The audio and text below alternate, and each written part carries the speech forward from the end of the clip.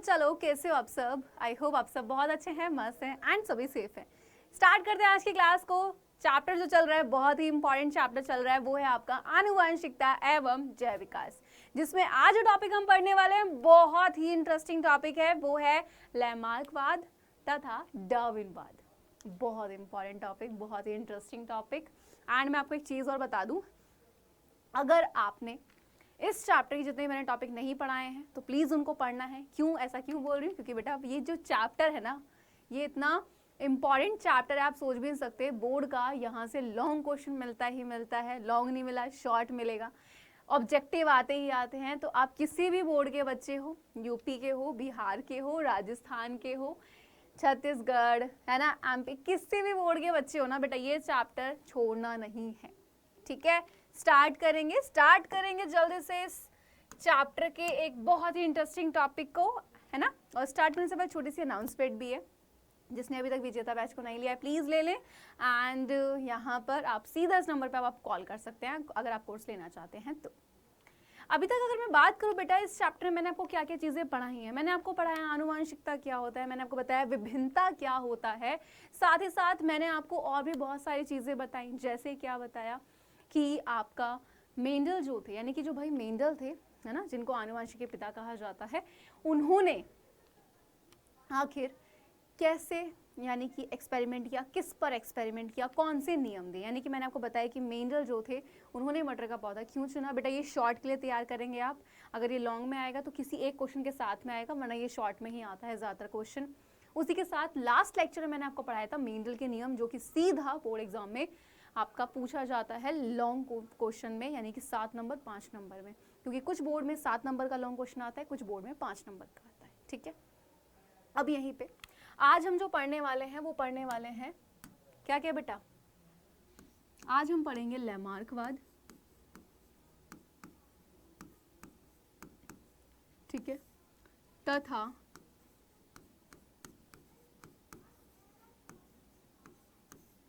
डार्विनवाद। तो आज हम पढ़ेंगे लैमार्कवाद और डार्विनवाद, ठीक बिल्कुल। अब ये थे कौन, ये वाद क्यों लगा है? सबसे पहली चीज याद रखिएगा कि लैमार्क एंड डार्विन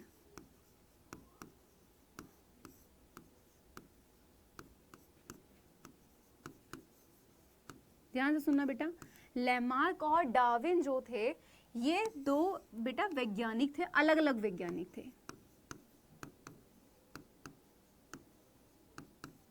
ठीक है, ये दो अलग अलग वैज्ञानिक थे। अब ये जो दो अलग अलग वैज्ञानिक थे, तो हुआ क्या बेटा कि ये टर्म ध्यान से सुनो एक बार, किस किसने ये सुना है, चैप्टर के नाम में भी यही आता है, किस किसने ये सुना है, जैव विकास। किस किसने सुना है जैव विकास? क्या था कि भाई जीव का विकास आखिर हुआ किस किस तरीके से है। तो जैव विकास के संबंध में लैमार्क और डार्विन, जो ये दो अलग साइंटिस्ट थे, इन्होंने अपनी कुछ बातें रखी, है ना। और जो बातें रखी, ठीक है, कुछ भाई इनकी बातें कुछ ज़्यादा ही, मतलब ऐसे कहते हैं ना कि कुछ ज़्यादा ही पॉपुलर सी होगी एक तरीके से, ये मान लो, तो वही बन गया लैमार्कवाद और डार्विनवाद। ठीक है, अभी हम लैमार्क के बारे में पढ़ेंगे, डार्विन के बारे में भी पढ़ेंगे, है ना। अब बात है क्या सिर्फ यही दो साइंटिस्ट थे? नहीं बेटा, एक्चुअली जैव विकास के संबंध में बहुत सारे वैज्ञानिकों ने अपनी अपनी बातों को रखा, लेकिन लैमार्क और डार्विन की बातें कुछ इन पर ज़्यादा, आप कह सकते हो, प्रकाश चल गया, है ना, ज़्यादा चर्चा में बन गई ये इनकी स्टोरी जब हम पढ़ेंगे ना, जब आप अभी पढ़ना स्टार्ट करोगे, सबसे पहले बता रही हूँ, बातें नहीं करनी है बेटा, इंटरेस्टिंग टॉपिक है, बहुत ज़्यादा इंपॉर्टेंट भी है, तो अच्छे से पढ़ना है, कॉपी पेन साथ में लेके पढ़ना है, पूरी स्टोरी की तरह आपको याद कराऊंगी, जिससे आपको दिक्कत ही नहीं होगी।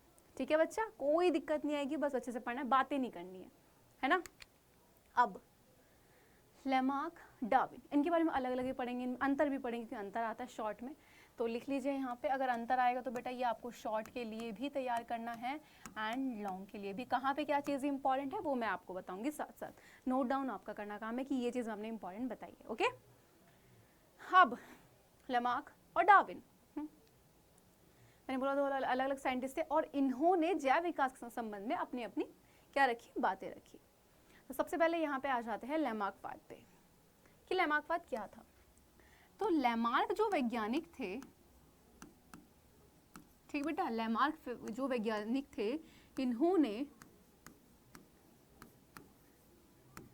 जैव विकास के संबंध में अपनी कुछ बातें रखी।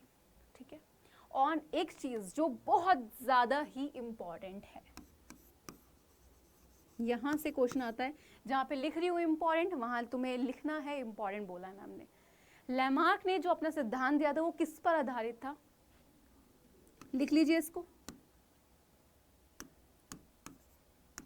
चलिए इसको लिख लीजिए बेटा कि लैमार्क का सिद्धांत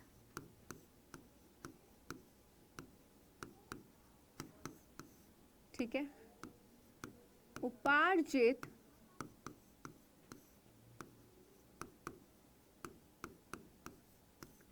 लक्षणों की वंशागति पर आधारित था।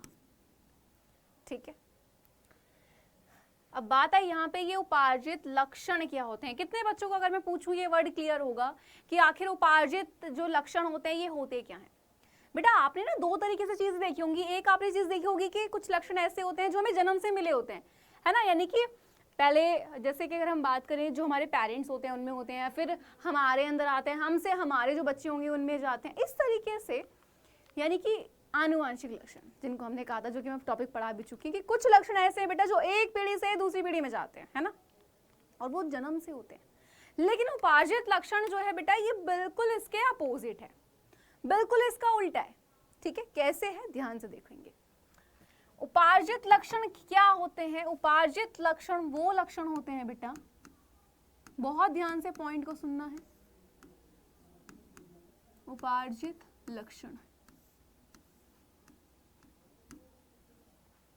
बहुत ध्यान से सुनेंगे। उपार्जित लक्षण ये वो लक्षण है जो जन्म के बाद अर्जित किए जाते हैं।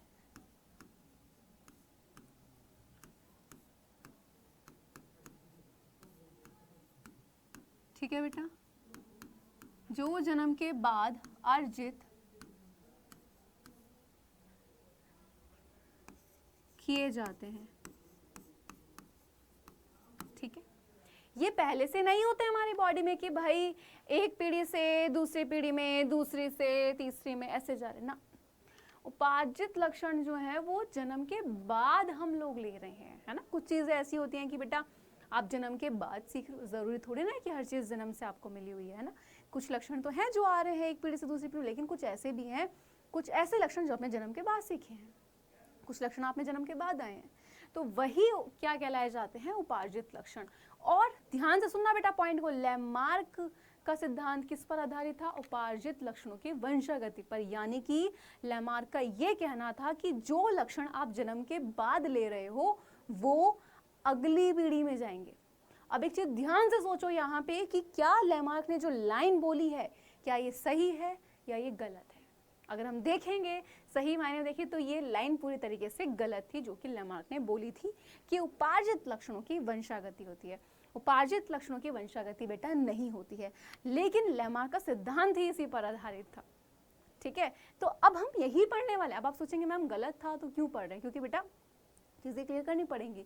लैमार्क और डार्विन जो है, इन दोनों की ही जो इन्होंने जैव विकास के संबंध में अपनी अपनी व्याख्या दी थी, वो सबसे ज़्यादा अगर हम देखें आप हर जगह इन्हीं को पढ़ेंगे। लैमार्क के बारे में भी एग्जाम में पूछा जाता है और डार्विन के बारे में भी।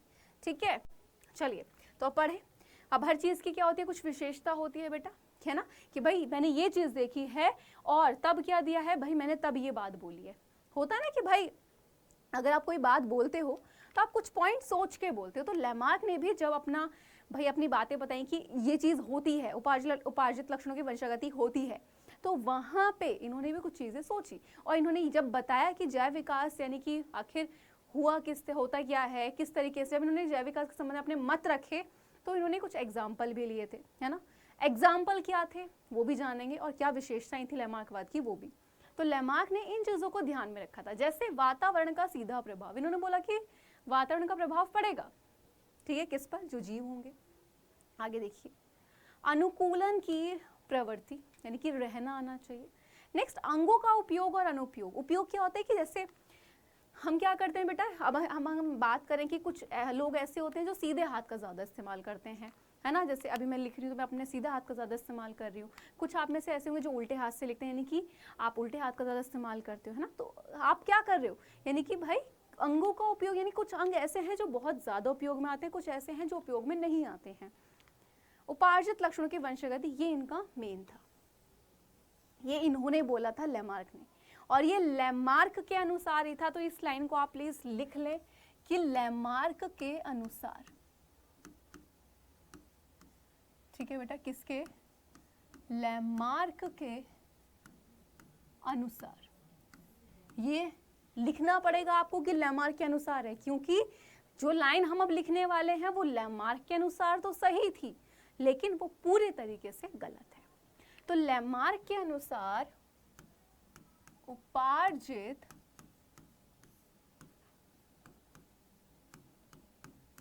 लक्षणों की वंशागति होती है। बेटा और भी ज्यादा डिटेल में पढ़ना है, प्लीज वीआईपी बैच को ज्वाइन कर ले, ठीक है, ताकि चीजों को और भी डिटेल में पढ़ पाए आप, एक एक एनसीईआरटी का क्वेश्चन भी कर पाए एंड पता लग पाए आपको कहाँ पे क्या चीज इंपॉर्टेंट है, ठीक है।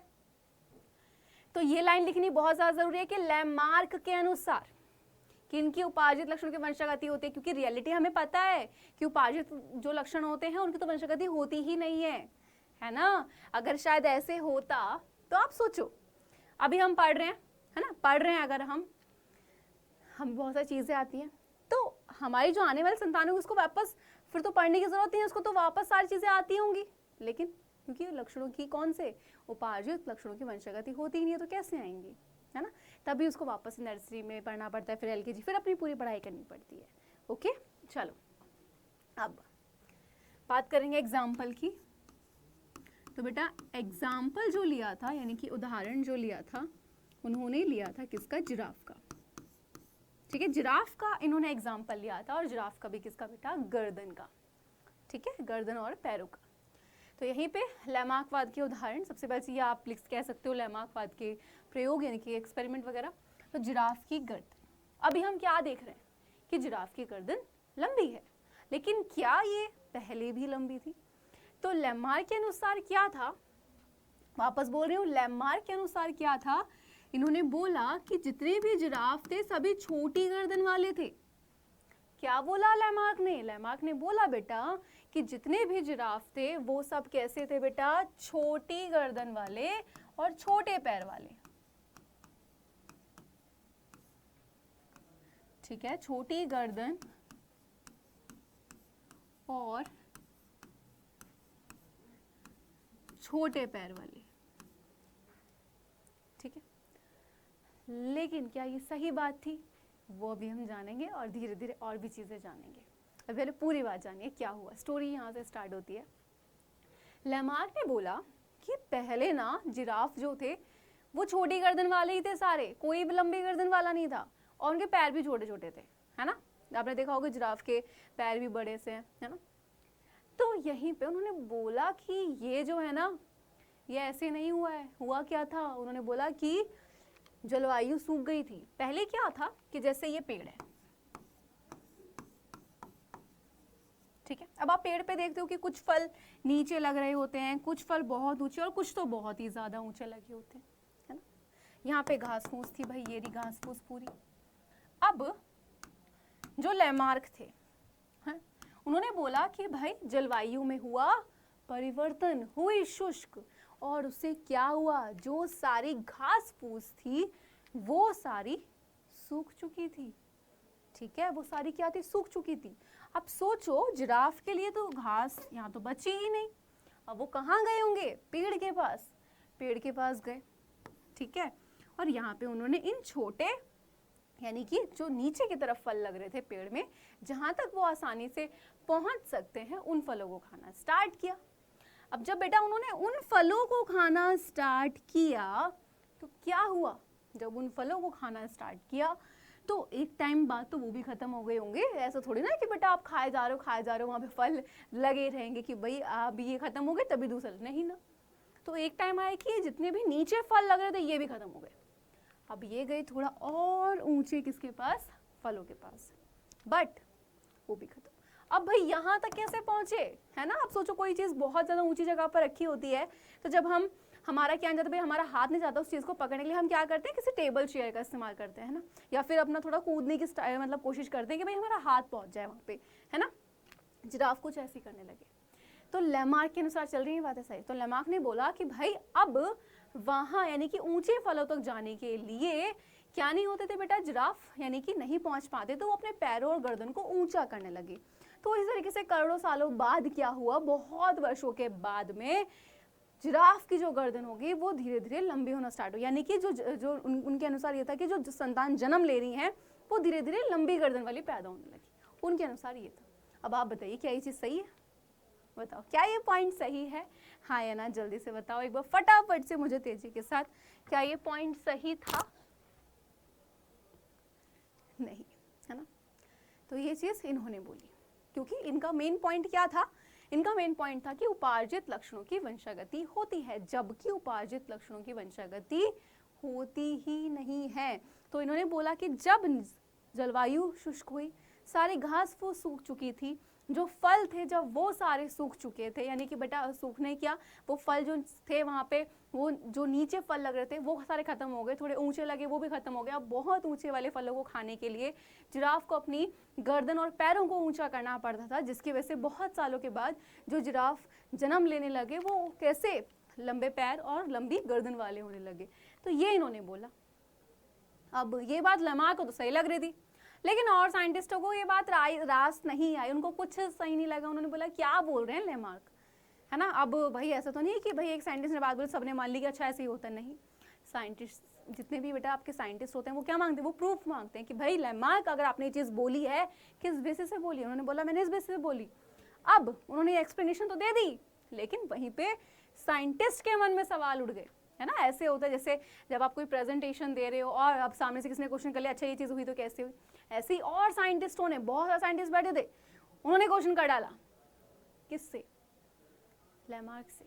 क्या कि लेमार्क आप जो बात बोल रहे हैं हमें कुछ समझ नहीं आ रही, हमें सही नहीं लग रही है। तो लेमार्क बाद में क्या थी बेटा, कमियां थी कुछ, ओके, क्या थी, कमियां थी। तो यहीं पे लेमार्क बाद में आखिर क्या कमियां थी और साइंटिस्टों ने क्या क्या क्वेश्चन करे, साइंटिस्टों ने वहां पे क्वेश्चन करने स्टार्ट कर दिए थे। और साइंटिस्ट ने जब क्वेश्चन करने स्टार्ट किए तो एक साइंटिस्ट ने पूछ लिया कि ठीक है लेमार्क, अगर आप ये बोल रहे हैं कि उपार्जित लक्षणों की वंशागति होती है, यानी कि जन्म के बाद जो हम लक्षण लेते हैं वो अगली पीढ़ी में जाएंगे, तो फिर ये बताइए कि भारत में, किसमें बेटा, भारत में क्या होते हैं बेटा, जितनी भी लड़कियां होती हैं,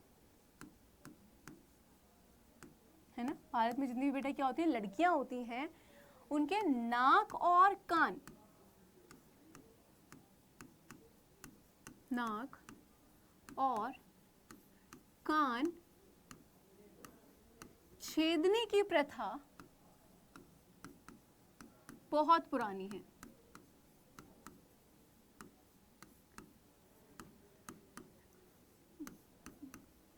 ठीक है, क्या है बेटा, नाक और कान जो है वो छेदने की प्रथा बहुत पुरानी है। फिर भी जब लड़की जन्म लेती है तो ये बताइए कि उसके पहले से ही नाक और कान छेदे हुए क्यों नहीं होते हैं। लेमार्क के पास कोई जवाब ही नहीं था, है ना। जवाब कैसे होता, क्योंकि वो गलत था जो वो बता रहे थे। नेक्स्ट क्वेश्चन, दूसरे साइंटिस्ट ने किया क्या कि जब युद्ध होता है ना, जब युद्ध होता है तो अगर किसी, क्या कि अगर किसी सैनिक का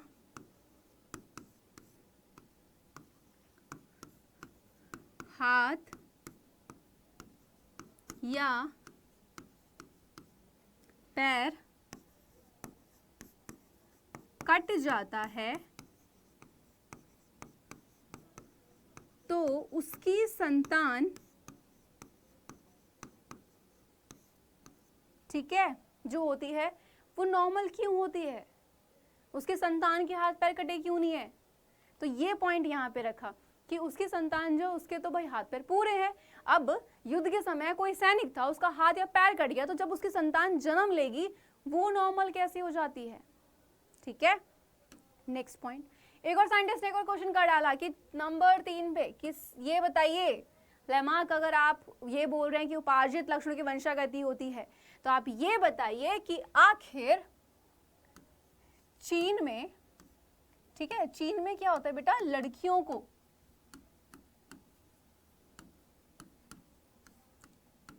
ठीक है लोहे के जूते पहनाए जाते हैं,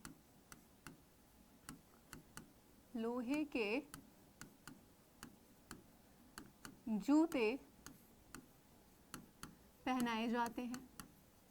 ठीक, क्यों पहनाए जाते हैं? क्योंकि एक्चुअली चीन में बेटा ये मानना है कि लड़कियों के अगर पैर जितने ज़्यादा छोटे रहते हैं वो लड़कियां उतनी ज़्यादा शुभ होती हैं, है ना, ये चीज़ मानी जाती है। तो लड़कियों को चीन में स्टार्टिंग से ही लोहे के जूते पहनाते हैं ताकि उनके पैर छोटे रहें। बट लड़की हर बार जन्म लेते उसके पैर नॉर्मल होते हैं, फिर आप क्यों पहनाते हो? आपको तो पता है कि उपार्जित लक्षणों की वंशागति नहीं हो रही है। ये बात लेमार्क से कही जा रही है कि लेमार्क आपने बोला कि उपार्जित लक्षणों की वंशागति नहीं होती है, फिर भी चीन में ऐसा क्यों होता है? जब लड़की जन्म लेते उसको लोहे के जूते पहनाते हैं। हमें तो पहनाने नहीं चाहिए क्योंकि उसकी माँ ने पहनते, यानी कि उसके पैर तो छोटे होने चाहिए फिर ऑटोमेटिकली, जबकि ऐसा नहीं होता। एंड सबसे बड़ा question and most important point लिखेंगे, इंपॉर्टेंट बेटा यहाँ पे, क्योंकि ये क्वेश्चन सीधा आता है बोर्ड एग्जाम में। क्या था कि पहलवान के बच्चे पहलवान क्यों नहीं होते हैं? ठीक है, पहलवान के बच्चे पहलवान क्यों नहीं होते? ओके, क्लियर है? चलिए, तो ये बहुत इंपॉर्टेंट है एंड सीधा बोर्ड एग्जाम में आता है कि बताइए पहलवान के बच्चे पहलवान क्यों नहीं होते। 3 से 4 नंबर में ये आपका क्वेश्चन जो है बेटा ये आपका पूछा जाता है। क्लियर है? तो पहलवान के बच्चे पहलवान क्यों नहीं होते, आप इसका आंसर क्या लिख कर आएंगे कि लेमार्क ने बोला था कि उपार्जित लक्षणों की वंशागति होती, जबकि ऐसा नहीं होता है, उपार्जित लक्षणों की वंशागति नहीं होती है ना। और वो जो पहलवान बना है वो जन्म के बाद बना है, तो उसका बच्चा जो होगा वो तो होगा नॉर्मली। अब अगर उसके बच्चे को पहलवान बनना है तो उसको उतनी ही प्रैक्टिस करनी होगी, वैसा ही खाना खाना होगा, सब चीज वैसे ही करनी होगी, प्रैक्टिस वगैरह, तब जाके वो पहलवान बनेगा। तो इन सब क्वेश्चन का लेमार्क के पास कोई जवाब नहीं था और वहां पे पता लगा और साबित हुआ पूरे तरीके से क्या कि लेमार्क बात जो था वो पूरे तरीके से गलत था, क्योंकि एक साइंटिस्ट आए थे जिन्होंने पूरे तरीके से साबित कर दिया था। उन साइंटिस्ट ने क्या किया था, चूहे पर एक्सपेरिमेंट किया और उन्होंने इस बात को देखने की कोशिश करी क्या जो लेमार्क बोल रहे हैं वो सही है। तो उन्होंने क्या किया, चूहे की पूंछ को काटा, है ना। अब लेमार्क ने क्या बोला था, अब लेमार्क ने बोला था कि उपार्जित लक्षणों की वंशागति होती है, हमें पता है नहीं होती, लेकिन अब टेस्ट करना था उन साइंटिस्ट को, तो उन्होंने क्या किया, चूहे की पूंछ काट दी, है ना। अब पूंछ कट गई जन्म के बाद, अब यानी कि उसका बच्चा जो होगा उसमें तो क्या नहीं होनी चाहिए, पूंछ होनी नहीं चाहिए। लेकिन उन्होंने कई पीढ़ी तक एक्सपेरिमेंट किया, उन्होंने क्या पाया, उन्होंने पाया कि हर पीढ़ी में, है ना, क्या था, चूहे की पूंछ थी। तो उसे पूरा साबित हो गया क्या कि लेमार्क पूरी तरीके से गलत थे,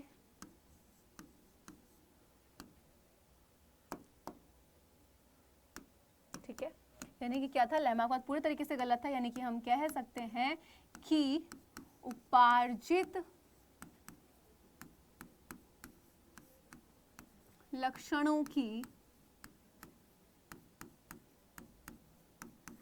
वंशागति नहीं होती, ठीक है। क्या नहीं होती है, उपार्जित लक्षणों की वंशागति नहीं होती है। क्लियर? अब ये तो बात लेमार्क की थी, अभी कौन बचे हैं, अभी डार्विन बचे हैं। अब बात आई डार्विनवाद क्या था, तो डार्विन भी क्या थे बेटा, एक साइंटिस्ट थे, ठीक है। और इन्होंने भी किसमें, जैव विकास के संबंध में,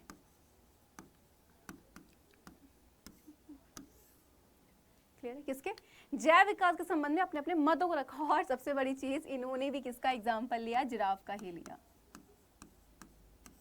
किसका एग्जाम्पल लिया बेटा, जिराफ का, ठीक है, ओके है।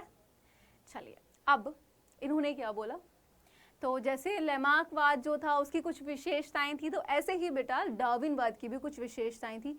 कुछ पॉइंट्स को डार्विन ने ध्यान में रखा और अपनी बात कही। तो वो कौन से पॉइंट है? सबसे पहले पॉइंट, ये पॉइंट बहुत ज़्यादा इंपॉर्टेंट है, याद रखिएगा। लेमार्कवाद और डार्विनवाद की जो विशेषताएं होती हैं वो पूछी जाती हैं एग्जाम में।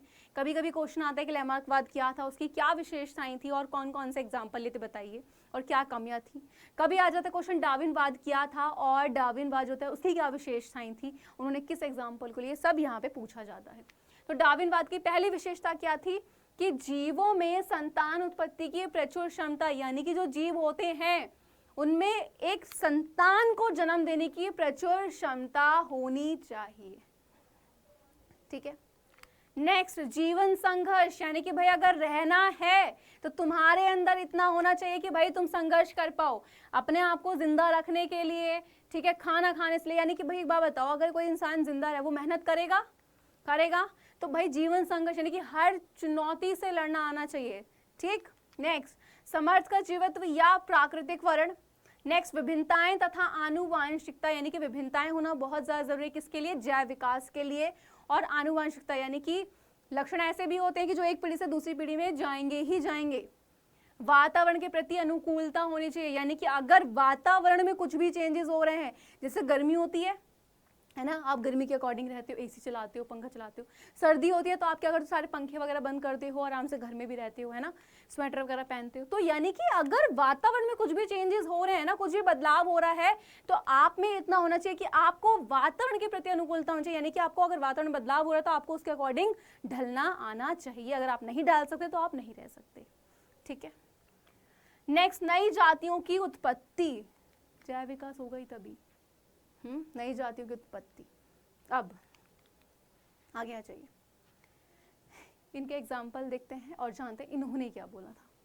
तो डार्विन जो थे, डार्विन ने क्या बोला? देखो, लेमार्क ने तो क्या बोला था? लेमार्क ने तो ये बोला था कि जितने भी जिराफ होते हैं वो सारे छोटी गर्दन वाले ही थे, है ना। क्या थे? छोटी गर्दन वाले ही थे। लेकिन इन्होंने, डार्विन ने क्या बोला कि जो जिराफ थे वो छोटी और लंबी कैसे थे? दोनों गर्दन वाले थे।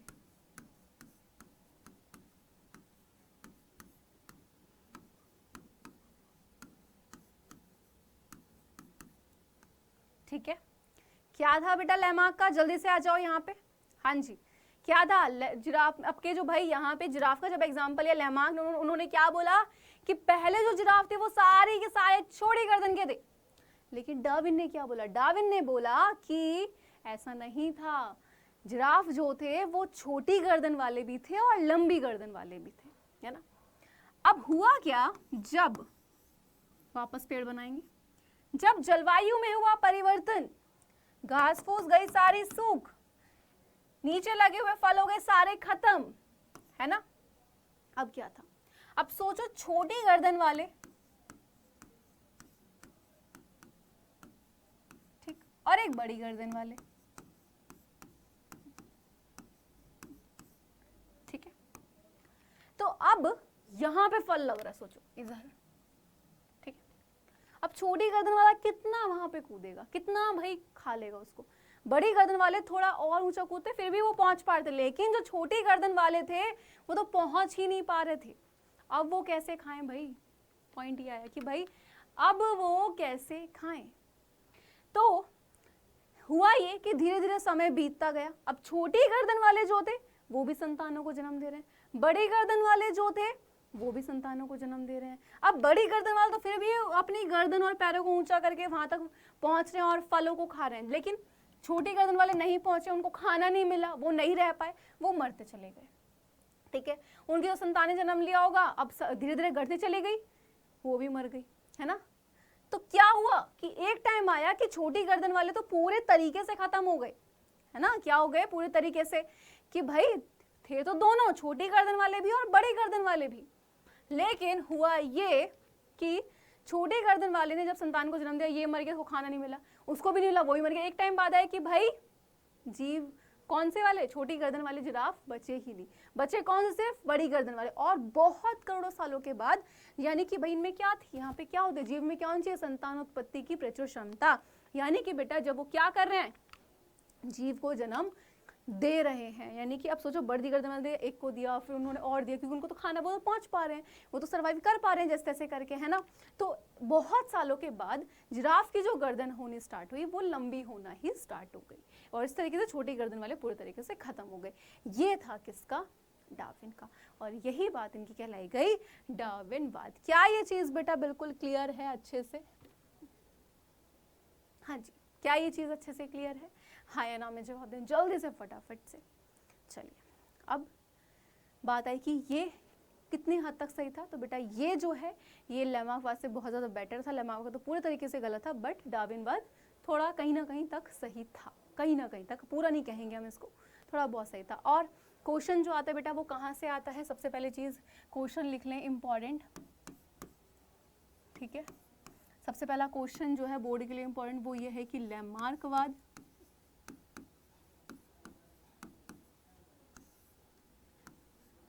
तथा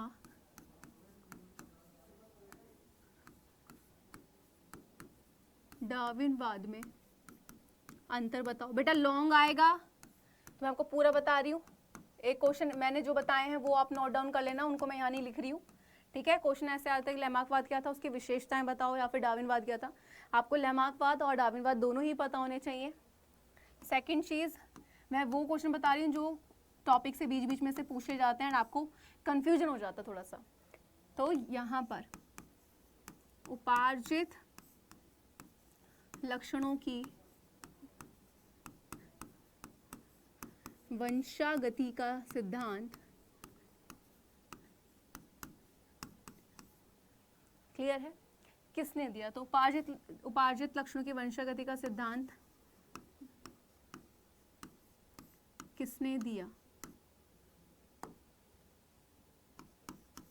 ठीक है, बिल्कुल लेमार्क ने बोला। नंबर थर्ड, आनुवांशिक लक्षणों की वंशागति का। आनुवांशिक लक्षण बेटा पता है ना कौन से होते हैं? आनुवांशिक लक्षण वो लक्षण होते हैं जो एक पीढ़ी से दूसरी पीढ़ी में जाते हैं। और आनुवांशिक लक्षणों का सिद्धांत यानी कि आनुवांशिक लक्षणों पर आधारित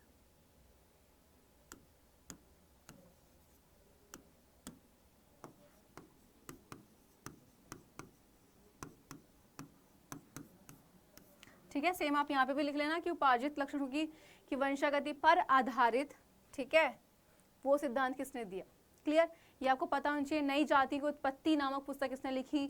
डार्विन ने लिखी। क्लियर? ये सब पता होने चाहिए। अब यहाँ पे ध्यान से देख लीजिए, अगर अंतर आ जाता है तो आप बिल्कुल आसानी से लिख पाओगे, मुझे नहीं लगता।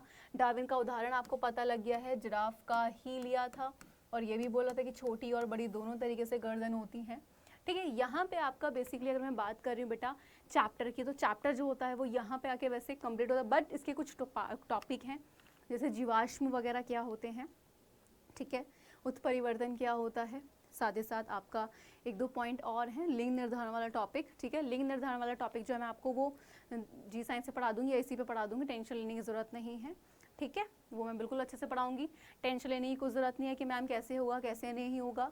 अच्छे से पढ़ते आए हो अभी तक, ऐसे ही पढ़ना है, बोर्ड में टॉप करोगे अच्छे से, टेंशन लेने की कोई बात नहीं है, ठीक है। बस जो चीज़ें मैं ध्यान से बता रही हूँ तुम बस उसको करते हुए चलो। टेंशन की कहीं से कहीं तक कोई टेंशन, मतलब इतना सा भी नहीं सोचना है कि मैम क्या होगा क्या नहीं होगा। इसमें भी कुछ पार्ट्स और भी बचे हैं, समझात अंग, समरूप अंग, जीवाश्म क्या होते हैं, ये सब मैं आपको करा दूंगी, टेंशन लेने की ज़रूरत नहीं है, ठीक है। या तो जी साइंस वाले चैनल पर करा दूंगी या फिर आपको इसी चैनल पर करा दूंगी, टेंशन नहीं लेना है, चल रहना है। अभी मैंने सिर्फ वो आपको 2 टॉपिक कराए हैं जो बहुत ज़्यादा ही इम्पॉर्टेंट थे, ठीक है। बहुत सारे अभी क्वेश्चंस की हम प्रैक्टिस भी करने वाले हैं, एंड साथ ही साथ नोट्स खुद के बनाने हैं। ये याद रखना कि जितना ज़्यादा प्रैक्टिस करोगे उतना ज़्यादा आप परफेक्ट बनोगे, चाहे डायग्राम हो, चाहे क्वेश्चन आंसर हो, ऑब्जेक्टिव क्वेश्चन है, कितना भी अच्छे से आता है डेली रिवाइज करो। लॉन्ग क्वेश्चन है, कितना अच्छे से आता है डेली रिवाइज करना है। क्यों रिवाइज क्यों करना है, रिवीजन क्यों करना है डेली डेली, ताकि वो पॉइंट्स आपके दिमाग में सेट रहें, आपको पता हो, ठीक है। अब यहीं पे अभी उन पॉइंट्स पर आ जाती हूँ, एक बार इनका अंतर देख लेते हैं बेटा। तो यहाँ पे एक बार इसको देख लो, ये डायग्राम पहले भी आया था। तो ये दिखाए गए हैं लेमार्क और डार्विन। तो यहाँ पे बोला गया था कि भाई लेमार्क ने बोला था कि सारे छोटी गर्दन वाले थे, डार्विन ने बोला था कि ना बाबा ना, छोटी गर्दन वाले भी थे और लंबी गर्दन वाले भी थे। ठीक है, चलिए अब आगे आ जाइए। हाँ जी, तो लेमार्क और डार्विनवाद में अंतर, ये आप शॉर्ट के लिए तैयार करेंगे यहाँ से, लॉन्ग में आएगा तो किसी ना किसी क्वेश्चन के साथ लग कर आएगा भाई ये, है ना। और याद रखना, जब भी हम अंतर की बात करते हैं हम इस तरीके से अंतर को लिखते हैं। कैसे अंतर लिखते हैं, इसको थोड़ा यहाँ लिख दें ऊपर टॉप की तरफ, ठीक है। तो जब भी आप बोर्ड में अंतर को लिखेंगे इस तरीके से लिखेंगे, एक तरफ लेमार्कवाद, एग्जाम में हमेशा स्केल पेन का स्केल का यूज़ करेंगे, ठीक है। और इससे पहले एक लाइन लिखेंगे लेमार्क और डार्विनवाद में अंतर वाला करके, एंड एक तरफ लेमार्कवाद, दूसरी तरफ डार्विनवाद, ठीक है।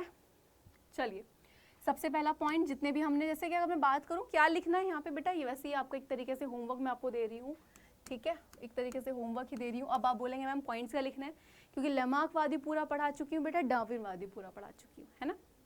क्या पॉइंट्स लिख दोगे कि भाई लेमार्कवाद जो थे, इनका जो सिद्धांत था वो किस पर आधारित था, उपार्जित लक्षणों की वंशागति पर। डार्विनवाद का किस पर था, आनुवांशिक लक्षण, है ना। सेम आपका वहां जाएगा लेमार्कवाद में, कि लेमार्क में क्या था कि उन्होंने बोला था कि सभी जिराफ छोटी गर्दन वाले ही थे, जबकि डार्विन ने क्या बोला कि सारे छोटी गर्दन वाले नहीं थे, है ना। तो ये सारे पॉइंट्स आप इस तरीके से लिखेंगे एंड अंतर लिख लीजिएगा, जितने पॉइंट्स हैं मुझे करके दिखाने हैं सभी को, ओके, बहुत अच्छे से। अब कुछ कुछ छोटे छोटे से पॉइंट है, मैं आपको वो बता देती हूँ एक बार। जैसे अगर मैं आपसे बात कर रही हूँ जीवाश्म, जैसे मैंने अभी बता दिया है बेटा, मैं वापस बोल रही हूँ, कुछ इसके छोटे छोटे टॉपिक रह गए हैं जो मेन थे, मेंडल एंड लेमार्कवाद और डार्विनवाद, वो बड़े बड़े टॉपिक मैंने आपको पढ़ा दिए हैं।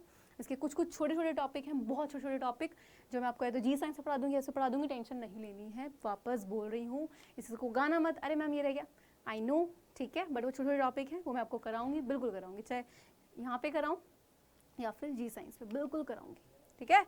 अभी एग्ज़ाम आएंगे आपके, तो हाफ ईयरली एग्जाम को बहुत अच्छे से देना है। प्लान मैंने बताया है, क्या प्लान आपको फॉलो करना है। एंड साथ ही साथ एक चीज़ और मैं तुम्हें बता दूं कि वो तो आपको करना ही है बहुत अच्छे से, प्लस आपको क्या कर लेना है कि अपने हाफ ईयरली एग्जाम को ऐसे देना है जैसे आप बोर्ड एग्जाम दे रहे हो। आई नो वो फीलिंग, वो वाइब नहीं आएगी, मैं बिल्कुल फ्रैंक होकर बोल रही हूँ बेटा, कि बोर्ड में बैठ के दे रहे हो आप, वो नहीं आएगी, वो तभी आएगी जब आप बोर्ड एग्जाम दोगे। लेकिन आपको देने उसी तरीके से है, मेहनत उसी तक, आपको मेहनत उसी अकॉर्डिंग करनी है। प्लस साथ ही साथ जब आपके मार्क्स वहाँ पर आएंगे, वो आपकी रियलिटी होगी। क्या रियलिटी होगी, आपको पता रहेगा कि आपने अब तक क्या पढ़ा है। आपके बहुत अच्छे मार्क्स हैं, वेरी गुड, है ना, आपको टॉप करने में हेल्प करेंगे। अगर आपका बहुत कम है, टेंशन नहीं लेनी है, मेहनत करनी है, क्योंकि अभी भी सितंबर, अक्टूबर, नवंबर, दिसंबर, हम 4 महीने लेके चले, हम जनवरी को गिन ही नहीं रहे, क्योंकि वो हमारे रिवीजन का मंथ होता है, ठीक है। अच्छे से पढ़ सकते हो, बस आपको ज़रूरत है मेहनत की। मेहनत तुम्हें करनी है, हम तुम्हारे साथ मेहनत करें, तुम मेहनत करो, टॉप करोगे। एंड आई वांट, मेरे दिल से इच्छा है, मैं यही चाहती हूँ कि जो मेरे बच्चे हैं वो टॉप करें। अब मुझे मेरा बच्चा हर जगह दिखना चाहिए कि मैं बोल सकूँ हाँ इस बच्चे को मैंने पढ़ाया है। एंड टेंशन की ज़रूरत नहीं है, जब आपके टीचर्स आपके साथ बेटा हेल्प करने को रेडी है, मैं बोलती हूँ कि कोई टेंशन लेने, चिल रहनी है, बिल्कुल चिल रहो, चिल रहना है। कोई कुछ भी बोल रहा है, बिल्कुल टेंशन नहीं लेनी है लाइफ में, है ना, अच्छे से पढ़ना है सिर्फ। जब आप 10th में रहोगे, आप बहुत सारे लोग आपको बोलेंगे, आपके हाफ ईयरली मार्क्स, यानी कि जो आपके हाफ ईयरली एग्जाम जो होते हैं उसके मार्क्स को देख के आपको डांटेंगे, आपको बोलेंगे, है ना, कि यार ये आपको डिमोटिवेट होगी। लेकिन हमें खुद को डिमोटिवेट नहीं करना है। लाइफ, अगर हम बात करें लाइफ में, हमें बहुत सारी चीज़ सीखने को मिलती हैं, ठीक है। जब तक आपका बोर्ड एग्ज़ाम नहीं हो जाता तब तक कुछ ना किसी से कहना है, अपनी मेहनत को क्या रखना है, चुपचाप करनी है, अच्छे से मेहनत करना है। दिन रात पढ़ रहे हो, किसी को गाने की ज़रूरत नहीं कि मैं दिन रात पढ़ रहा हूँ, मैंने ये कर लिया, कुछ नहीं, अच्छे से पढ़ो। जो कुछ बोल रहा है कुछ भी बोलो, लेकिन कभी भी जो आप तरीका अपना रहे हो पढ़ने का, है ना, जो आपके प्लान्स हैं उनको कभी लाइफ में किसी से शेयर मत करना, ठीक है। दूसरा आपके आइडियाज़ चुराएगा, आपके प्लान्स को चुराएगा। अपने आइडियाज़, अपने प्लान्स खुद तक रखो जब तक तुम अपने उस गोल को अचीव नहीं कर लेते, ठीक है। ये जो बात बोली है ना, इस बात को ज़िंदगी भर गांठ बांध के रखना, बहुत आगे तक तुम्हें काम आएगी, ठीक है। चलिए, तो अच्छे से पढ़ना है। एंड कुछ पार्ट्स बता देती हूँ, जैसे जीवाश्म। जीवाश्म क्या होते हैं बेटा, ये एक्स्ट्रा टॉपिक है, एक नंबर वाले। जीवाश्म क्या होता है कि भाई जैसे, अब हमें क्या पता भाई पुराने ज़माने में डायनासोर हुआ करते थे या नहीं करते थे। तो जीवाश्म क्या होते हैं कि भाई उनके क्या मिले होंगे, कुछ जीवाश्म यानी कि जीव के अंश। जब जैसे मिट्टी की खुदाई स्टार्ट हुई तो वहाँ पे कुछ हड्डियाँ वगैरह मिली, फिर उनकी रिसर्च हुई कि कहाँ, पता लगा ये तो बहुत पुराने हैं। तो जीवाश्म क्या होते हैं, करोड़ों साल पहले कोई मरे हुए जीव थे उनके अंश। ठीक है, ऐसे ही पार्ट यहाँ पे आ जाएंगे समजात, समरूप और अवशेषीयांक का। ठीक है, वो मैं आपको पढ़ा दूंगी, उनकी टेंशन लेने की जरूरत नहीं। लिंग निर्धारण, बस ये आपके दो टॉपिक बचे हैं बेटा, उनको या तो मैं 10th HM वाले चैनल पे पढ़ाऊंगी डाउट नेट के, या फिर जी साइंस पे, दोनों पे पढ़ा दूंगी, वरना कोई टेंशन वाली बात नहीं है। ओके बच्चा, चलो, तो हमने 2 इंपॉर्टेंट टॉपिक जो है वो कवर किए हैं। अभी यहाँ पे एक चीज़ याद रखना कि लॉन्ग शॉर्ट आपका ऑब्जेक्टिव बेटा, यहाँ से सारे क्वेश्चन निकलते हैं। यहाँ से बेटा आपका शॉर्ट भी आएगा, यहाँ से बेटा आपका लॉन्ग क्वेश्चन भी आएगा, एंड यहाँ से आपका बेटा ऑब्जेक्टिव भी आएगा। ठीक है, आपके मन में बहुत सारे सवाल होंगे, मैम लॉन्ग क्वेश्चन को कैसे लिखना है, शॉर्ट को, सब टॉपिक पे आपको वीडियो मिलेंगे, टेंशन की बिल्कुल बिल्कुल बिल्कुल ज़रूरत नहीं है बच्चा पार्टी। ठीक है, चलिए, तो आई होप आपको अच्छे समझ आया। चैप्टर हम यहीं पे कंप्लीट कर रहे हैं, एंड जो मैंने बात बोली है पॉइंट्स की कि मैं कराऊंगी, उनको मैं बिल्कुल बाद में करा दूंगी, है ना, क्योंकि अभी आपका जो है, अगर हम बात करें और भी टॉपिक्स हैं, है ना, केमिस्ट्री आपके बायोलॉजी के, तो केमिस्ट्री हो गया, फिजिक्स हो गया, तो बहुत सारे टॉपिक्स हम पढ़ेंगे, डोंट वरी। फिजिक्स आप पढ़ ही रहे हैं, केमिस्ट्री पढ़ रहे हैं, बायोलॉजी तो मुझसे ही पढ़ोगे आप, तो जो टॉपिक्स बचे वो मैं कवर कराऊंगी, एंड टेंशन नहीं लेना है। ठीक, वापस बोल रही हूँ, कुछ भी क्वेश्चन है आप मुझे भाई टेक्स्ट कर सकते हो, कमेंट करके बोल सकते हो, और ये ज़रूर बताना क्लास कैसी लगी, अच्छा लगा या नहीं लगा, मज़ा आया पढ़ने में स्टोरी की फॉर्म में। अगर आप बेटा क्लास में चीज़ों को पढ़ते रहोगे ना, समझोगे ध्यान से, बात करने की बजाय एक दूसरे को खाना खा लिया, क्या कर रहे हो क्या कर रहे हो, उसे इन सब चीज़ों को छोड़ के आप पढ़ोगे, आप ज़्यादा अच्छे से क्या कर पाओगे, अगर मैं बात करूँ कि टॉपिक को समझ पाओगे, और आपको चीज़ें अच्छे से समझ आएंगी। बात नहीं करना, समझना हमें चीज़ों को। ठीक है, चलिए, तो आज की क्लास को हम यहीं ख़त्म करते हैं, मिलते हैं आपसे जल्दी आपकी नेक्स्ट क्लास में, तब तक के लिए bye bye, take care, and thank you बच्चे लोग इतना प्यार देने के लिए, एंड लव यू बच्चा लोग। ठीक है, अच्छे से पढ़ो, टेंशन नहीं लेना, बाय बाय।